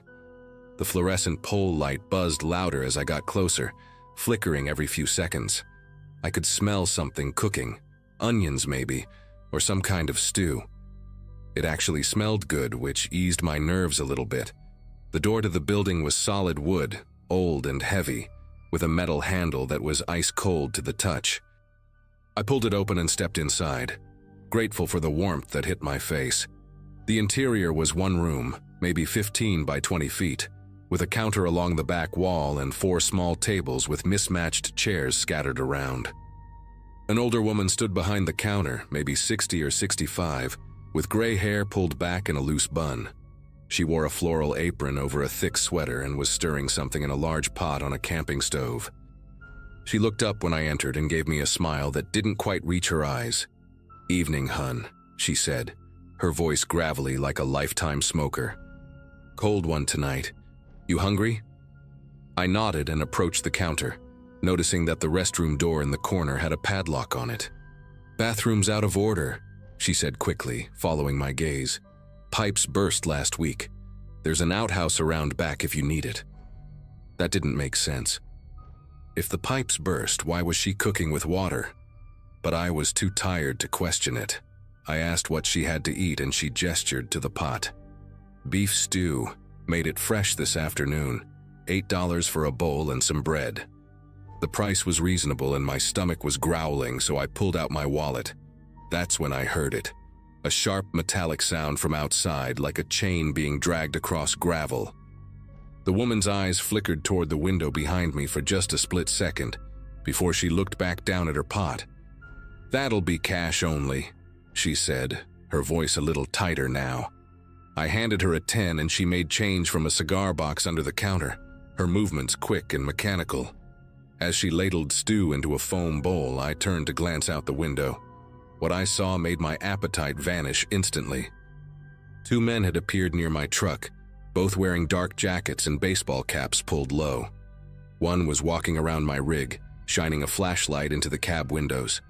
The other was doing something near my fuel tanks. I couldn't see clearly through the dirty window, but the way they moved, coordinated and deliberate, sent alarm bells screaming in my head. "Those guys friends of yours?" I asked, trying to keep my voice casual. The woman didn't look up. "Don't know what you mean, hun. Here's your stew." I didn't take the bowl. My brain was working overtime now, piecing things together. The dark trucks with no engines running, the locked bathroom, this woman alone in the middle of nowhere, the way she kept glancing at the door. "Actually, I need to use that outhouse first," I said, backing toward the exit. She finally looked at me, and this time there was something calculating in her expression, like she was deciding something. "Might want to eat while it's hot," she said, but I was already pushing through the door. The cold air hit me again, but I barely noticed. I walked quickly toward my truck, my hand gripping the maglite tight. The two men had moved. They were now standing near the other parked rigs, and as I got closer, I could see 3 more figures emerging from behind the trailers. All men, all dressed in dark clothes, all watching me. My rig was about 40 feet away. The exit road was another 100 feet beyond that, and I could see now that someone had parked the old pickup truck sideways across it, blocking the way out. My heart was hammering, but I kept walking, trying to look calm. One of the men started moving toward me, casual at first, then faster. I didn't run. Running would have sealed it. Instead, I picked up my pace just enough to reach my cab door before he closed the distance. I yanked it open and hauled myself up in one motion, slamming the door and hitting the lock. The man reached my truck 2 seconds later, grabbing the handle and pulling hard. He wasn't wearing a mask, and I got a clear look at his face through the window. Mid-40s beard, dead calm expression. He wasn't yelling or threatening. He just stood there pulling the handle rhythmically, like he had all the time in the world. That scared me more than anything. I twisted the key and the engine turned over, thank God, roaring to life. I released the air brake and threw it into gear. The man outside stepped back and pulled something from his jacket. I saw the glint of metal, a tire iron or crowbar. 2 more men were running toward my passenger side now. I had maybe 3 seconds before they surrounded me completely. The pickup blocking the exit was old, a Ford from the 90s by the look of it. I did the math in my head. My rig fully loaded weighed about 35,000 pounds. That truck weighed maybe 4,000. I gunned the engine and aimed straight for it, no hesitation. The men scattered as I picked up speed, 20 miles per hour, then 30. I heard shouting behind me and something metal clanged off my trailer. The pickup grew larger in my headlights.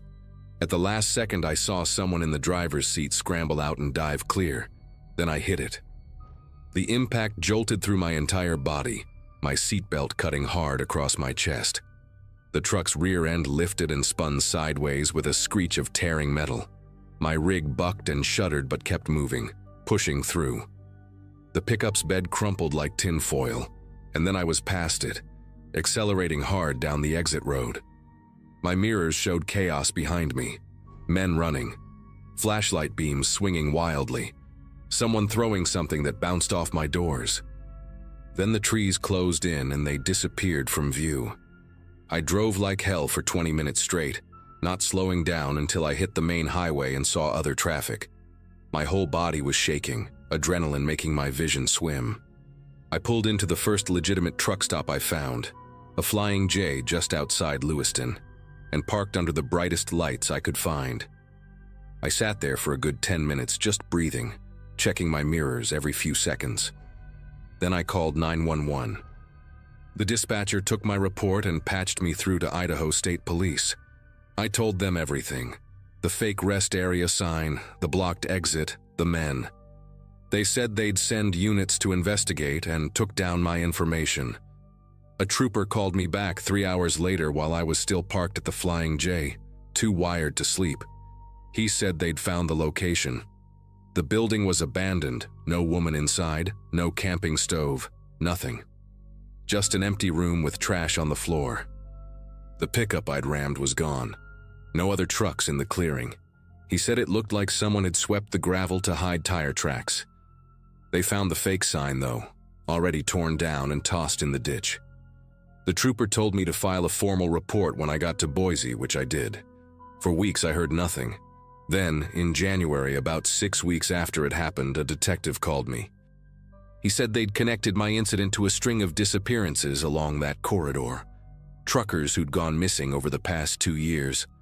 4 confirmed cases, maybe more. All independent drivers, the kind without dispatch tracking their every move.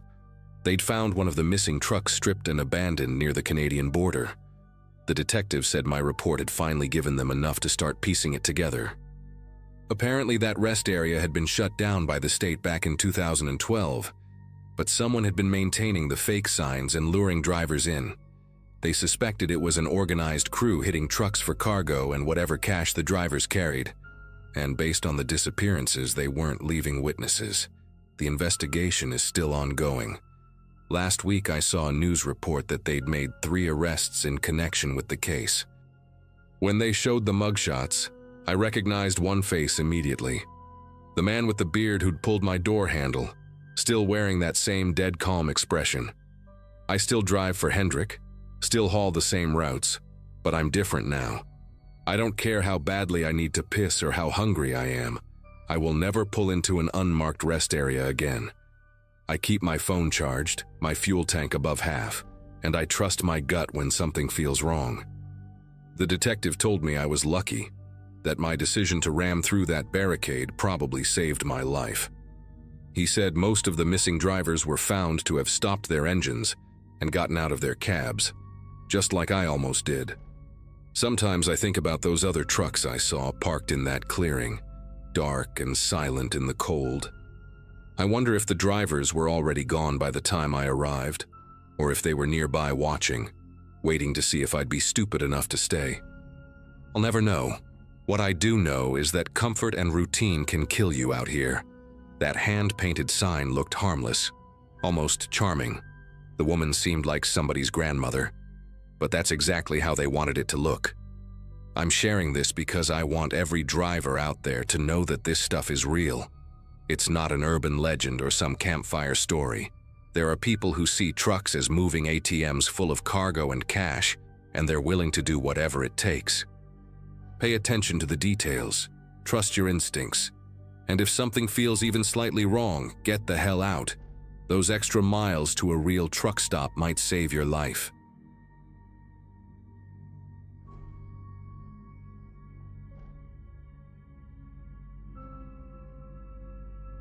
The Smoky Mountains had always been my favorite place to disappear for a few days.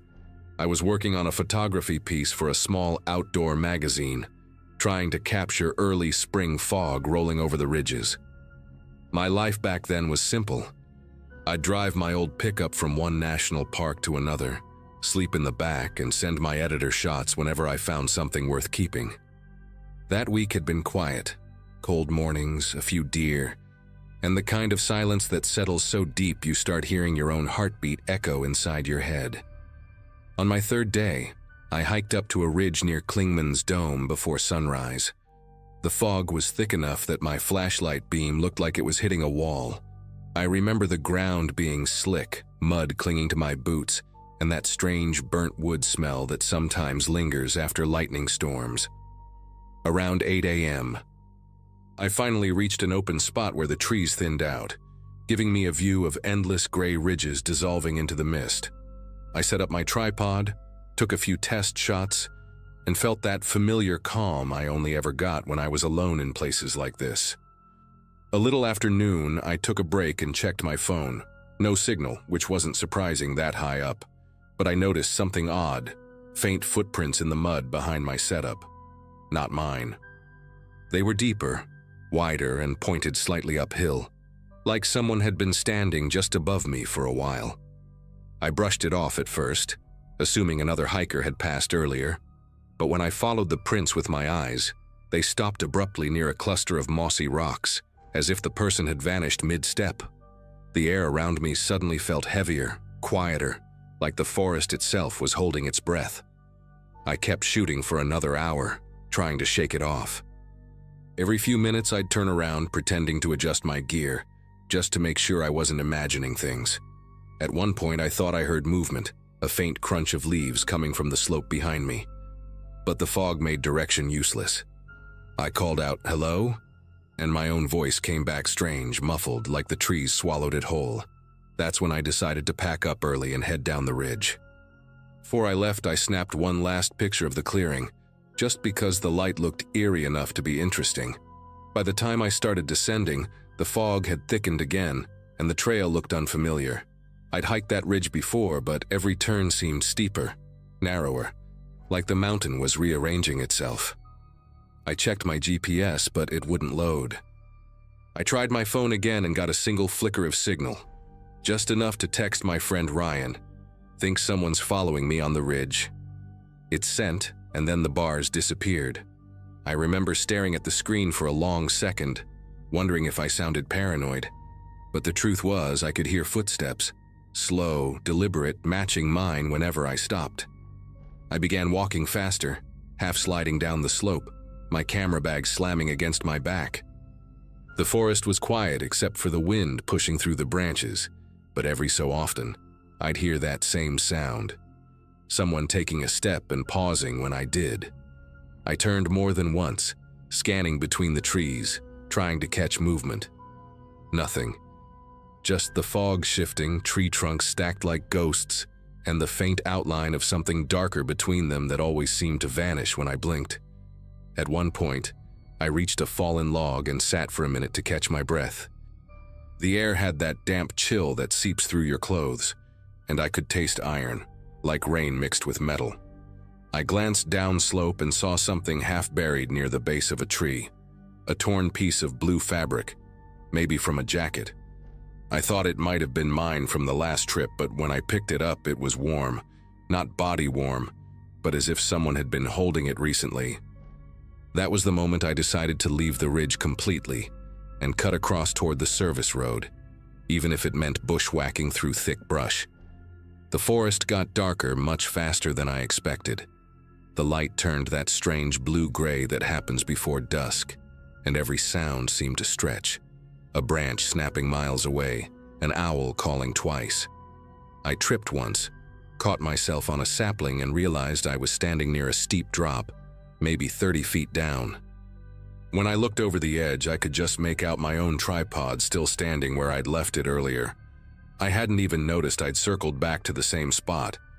That's when the unease hit me hard, like I was being led, not lost. I took a few careful steps back from the edge, trying to steady my breathing. The fog had thinned just enough for me to see faint shapes between the trees, but they never fully came into focus. I wanted to believe it was just shadows, tricks of light, anything rational. But then, from the exact spot where my tripod stood below, I heard the sound of the shutter clicking. Once, then again. Slow, deliberate. My camera was still down there, but it was being used. Whoever had been on the ridge hadn't left. I shouted, half hoping it was another hiker, maybe a ranger messing with my gear, but no one answered. I started down the slope, sliding on the mud, grabbing roots to keep balance. When I reached the bottom, the tripod was on its side. My camera dangled by its strap, lens caked in dirt. I checked the playback screen. The battery was almost dead, but one new photo had been taken after the ones I'd shot earlier. I opened it, and for a second I didn't understand what I was seeing. The picture was angled slightly upward, showing the mist and tree line. And at the bottom edge, out of focus but unmistakable, was a pair of muddy boots standing right behind where I should have been. The woods were dead silent after that. I grabbed the camera, slung it over my shoulder, and bolted toward the service road. I didn't stop until I saw the outline of my truck through the trees, headlights catching in the fog as the automatic lights switched on. I jumped in, locked the doors, and sat there for what felt like an hour before driving back to town.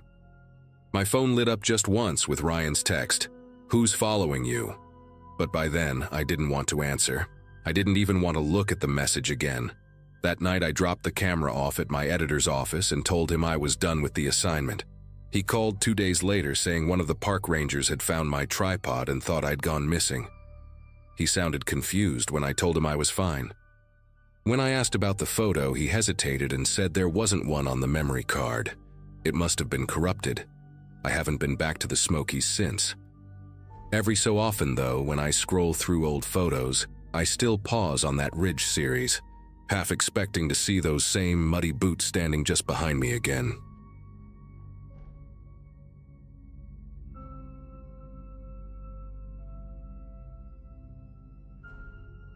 I moved up to that cabin about 2 years ago, thinking I'd finally found some peace. It sat near the edge of a small mountain town in northern Colorado, about a 30-minute drive from the nearest grocery store. I worked remotely as a surveyor for a construction firm, so being off the grid wasn't a problem. My only company most nights were my 2 dogs, Murphy and Scout, both mutts, both loud enough to scare off anything that wandered too close. The place had that kind of quiet where you can hear your own heartbeat if you sit still long enough, the kind of silence that used to feel comforting. Used to. That night, or more accurately early morning, I was pulled out of sleep by Murphy's deep growl echoing through the cabin. It was around 3 a.m., and Scout had already jumped down from the couch and planted herself by the sliding glass door that faced the tree line. Their hackles were up, teeth bared toward the dark. I figured maybe a coyote had wandered too close, so I grabbed my flashlight and stepped closer. I didn't open the door, though, just watched through the glass, waiting to see what had them so spooked. Then, clear as day, came this slow whistle from somewhere in the trees. Not random, not casual. It had rhythm, like a tune someone was repeating on purpose. The kind of whistle people use when they want you to know they're there.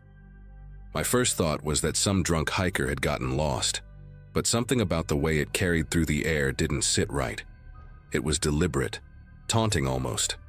I stood there barefoot on the cold wood floor, while the sound faded and came back again from a different spot, like whoever it was moving along the tree line. After a minute or two, the dogs went quiet, almost like they were waiting for a command that never came. I stayed there another 10 minutes, flashlight in hand, scanning the dark between the trunks, but there was nothing. No movement, no eye shine, just the forest swallowing that last echo of the whistle. Eventually, I told myself it was probably some local messing around, and I went back to bed, though I didn't really sleep again after that. When daylight came, everything felt smaller and less threatening. I made coffee, fed the dogs, and tried to laugh it off. But when I stepped outside to let them run, something immediately caught my eye near the back porch. Right along the fence line, half buried in the damp dirt, were 3 cigarette butts pressed into the mud. Not old either. The paper wasn't even fully discolored. I crouched down, picked one up between 2 fingers, and nearly dropped it. It was still warm. Someone had been standing there watching the house not long before dawn. I walked the perimeter of the property, checking the snow patches that hadn't melted yet. There were faint footprints, only partial, leading toward the trees but fading before the slope. No tire marks, no trail of ash, nothing that pointed to a vehicle. Just those smudged outlines and the memory of that whistle looping in my head. Murphy kept sniffing around one particular spot by the fence, whining softly like he still smelled whoever had been there. That's when it hit me how close that person had been, less than 20 feet from where I slept. The rest of the day dragged. I couldn't focus on work. I kept glancing at the window every few minutes. Around noon, I decided to set up a motion sensor light facing the woods, the cheap kind you get from the hardware store. I figured if whoever it was came back, I'd at least have a heads up. But as evening settled in, the quiet returned, heavier than usual. Even the birds seemed reluctant to sing. I kept telling myself it was just nerves, that mountain isolation can mess with your sense of safety. But deep down, I knew something had shifted. That night, I stayed up later than usual, sitting by the window with the lights off, the dogs lying quietly beside me. The moonlight spilled across the clearing, pale and steady, and I thought maybe I'd scared myself for nothing. But around 2:45 a.m., Murphy lifted his head and gave this low, uncertain growl. I held my breath. Then, just like the night before, the whistle started again. Same slow, mocking rhythm, but this time closer. It wasn't coming from the trees anymore. It was coming from the other side of the fence. I didn't turn on the lights. I just sat there, barely breathing, listening as the sound drifted along the fence like someone pacing slowly behind it. The whistle would stop for a few seconds, then start again, lower and rougher, like whoever it was had a dry throat. Murphy pressed against my leg, trembling, and Scout stood by the door, staring through the glass with her ears flat. I finally grabbed the rifle I kept above the mantel, mostly for bears, and stepped quietly toward the back door. I didn't open it.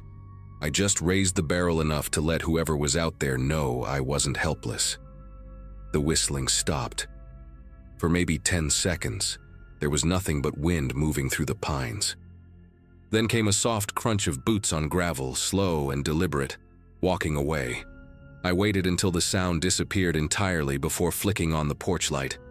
The beam stretched just far enough to catch a faint trail of breath in the cold air, human breath, dissipating like smoke, and then it was gone. I stood there for a long time, gun still in my hand, feeling the weight of the silence settle over the cabin again. At sunrise, I went out back with the dogs and checked the ground.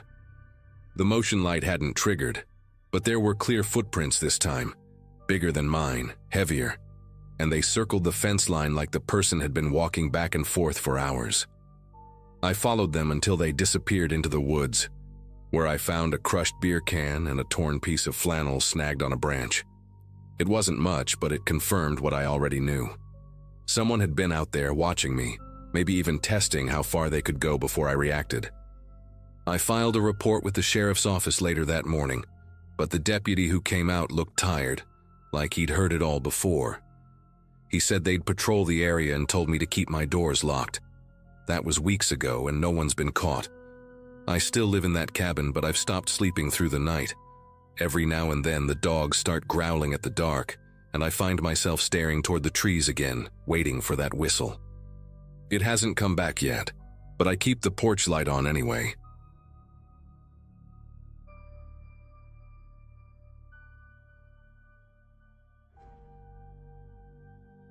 I used to work as a seasonal park ranger in the Appalachian Highlands, back when I was trying to figure out what I wanted to do with my life. It was one of those jobs you take because you love the quiet, endless trails, the smell of pine, the sound of wind through the trees that never really stops. The ranger station where I was assigned sat about 2 hours from the nearest town, perched on a slope that overlooked miles of dense forest. The area had a few old landmarks scattered around, mostly abandoned cabins and fire lookouts from the 1960s that no one bothered to maintain anymore. That morning started like any other. I checked weather logs, restocked the first aid kits, and made a note to clear a few fallen branches off one of the hiking routes.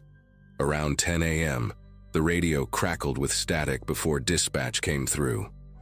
Someone had called in from the lower valley, reporting a column of smoke rising near the ridge where the old Fairpoint lookout used to stand.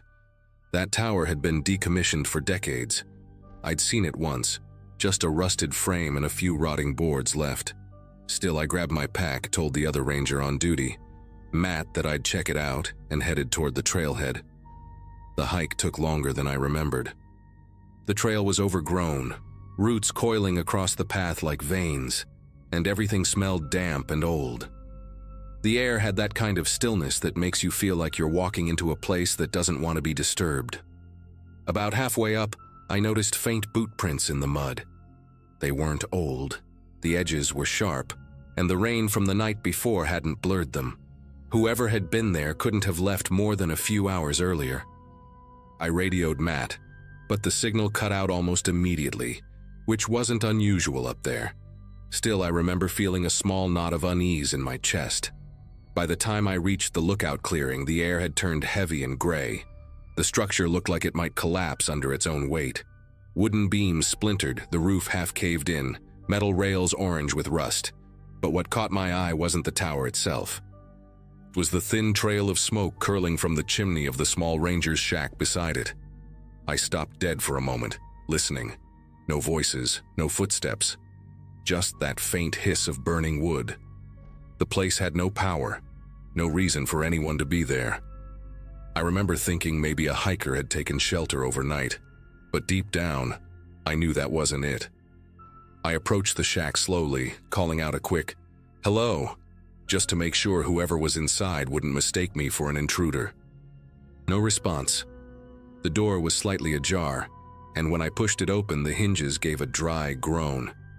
Inside, it smelled of smoke and old paper, that thick, musty scent that lingers in forgotten places. A small iron stove in the corner still glowed faintly red, heat rippling above it. Someone had been there recently, maybe within the last hour. There was a tin mug on the counter with a thin film of coffee, still steaming. My heartbeat picked up, not from fear exactly, but from that instinct that tells you something isn't adding up. The interior looked like it had been untouched for decades otherwise. Old ranger gear sat in piles, an outdated radio, waterlogged maps, a cracked lantern. On the desk near the window, I noticed a torn piece of paper weighed down by a rock. It was a single page from a field log, yellowed but clean, not brittle like you'd expect from something left that long. The date at the top stopped me cold. The same day, the same month, but 30 years earlier.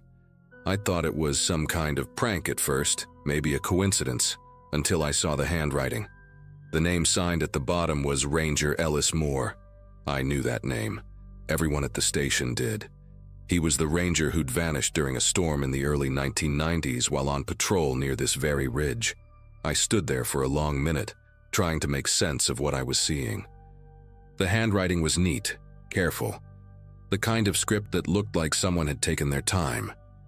The entry mentioned heavy fog rolling in from the east and a strange light spotted near the tree line. Then it ended abruptly, mid-sentence, like he'd been interrupted. I glanced out the grimy window, half expecting to see someone watching from the woods. The forest outside was still, unnaturally still. Even the birds were quiet. I told myself it was just the altitude playing tricks, that maybe someone was camping illegally and using the place as cover. When I stepped outside, the air felt different, heavier somehow, charged. I walked around the back of the shack and saw a set of fresh boot prints leading away toward the tree line. The strange part was, they didn't match mine or Matt's standard ranger boots. The sole pattern was older, wider, like something from a design I hadn't seen in years. I followed them for maybe 20 feet before they just stopped. The ground ahead was soft enough to leave impressions, but there was nothing. No prints, no drag marks. Nothing to show which direction they'd gone. It was like whoever made them had vanished into thin air. I went back to the shack, uneasy now, and tried the radio again. Static. I adjusted the dial, stepped outside, even climbed partway up the lookout ladder. But there was nothing but white noise. It wasn't unusual for the signal to drop this high up, but it felt different this time. Like the interference had a pulse to it. Faint, rhythmic, almost deliberate. I gave up and decided to hike back toward the main trail, figuring I could get a signal once I dropped a few hundred feet in elevation. Before leaving, I took one last look inside. The stove had gone cold already, though it had been hot to the touch less than 10 minutes earlier. As I shut the door, something caught my eye through the gap in the window. A reflection, or what I thought was one. There was a figure standing near the tree line, maybe 30 yards away. I could only make out the outline, tall, still, like a person standing perfectly straight with their hands at their sides. I blinked and it was gone. I told myself it was just my imagination, fatigue from the climb, anything that made sense. Still, I quickened my pace heading down the trail, keeping my flashlight out even though it was only mid-afternoon. The forest felt darker than before, shadows stretching longer than they should have. Halfway down, I started hearing footsteps behind me. Slow, measured, always keeping just enough distance that I couldn't see who or what it was. I called out again, louder this time, but the sound stopped immediately. The woods went silent in a way that makes your ears ring. I forced myself to keep walking, resisting the urge to turn around every few seconds. It felt like hours before I reached the clearing near the base of the ridge, where the old maintenance road began. That's when I finally caught a radio signal, Matt's voice came through, faint but clear enough. "You seen the smoke too?" I stopped in my tracks. "What smoke?" I asked, but he didn't respond right away. After a moment of static, he came back. "It's coming from your location, Tower Ridge. We can see it from here." I turned slowly, looking back up the mountain. Sure enough, a thin gray column was rising straight from the direction of the lookout, thicker now than before, like something big was burning. My heart sank. I'd just been there. There was nothing that could have caused a blaze like that. Without thinking, I started running back up the trail, against every bit of logic I had left. By the time I reached the clearing again, the smoke had thinned out, drifting like mist through the trees. The shack was still there, but the air smelled strange. Not like burning wood, more like heated metal and ozone. The stove was cold, the mug gone from the counter, and the torn log page wasn't on the desk anymore. I stood there breathing hard, sweat and rain mixing on my face, trying to convince myself I hadn't imagined the entire thing. Then I noticed the old radio in the corner had turned on by itself, its tiny red light blinking. Through the static, I heard a man's voice, calm and steady, saying my name once. Just once, before cutting off completely. I didn't stick around to investigate. I practically stumbled down the mountain, barely noticing the cuts on my hands or the branches scraping my arms. When I finally made it back to the station, Matt looked pale. He said the smoke had disappeared a few minutes after I radioed in. I told him what I saw, the prints, the stove, the page, and he just stared at me. Then he walked to the back room, came out with an old folder, and dropped it on the desk. Inside were copies of Ellis Moore's original field reports, including the one written on the same date, 30 years earlier. The last line matched exactly what I'd read in that shack, before it cut off mid-sentence. For the next few days, a team went up there to check the area. They found no recent fire damage, no signs of anyone camping, and no footprints except mine. The shack looked untouched, dust and cobwebs everywhere, as if no one had been inside for years. The radio that had turned on by itself, completely dead. The wiring corroded, battery long gone. Everyone tried to come up with explanations, but none of them made sense. I stopped trying to make sense of it too. Some things in those mountains just don't want to be understood. A few months later, I got transferred to another district. Before I left, I took one last look at the ridge through the station binoculars. The tower was just a silhouette against the morning haze. But as the light shifted, I could have sworn I saw someone standing beside it, still as stone, facing down the valley. Maybe it was just a trick of the light. Maybe not. All I know is, every year on that same date, someone reports smoke rising from the old Fairpoint lookout. No one goes up there anymore, not officially. And I've never been back.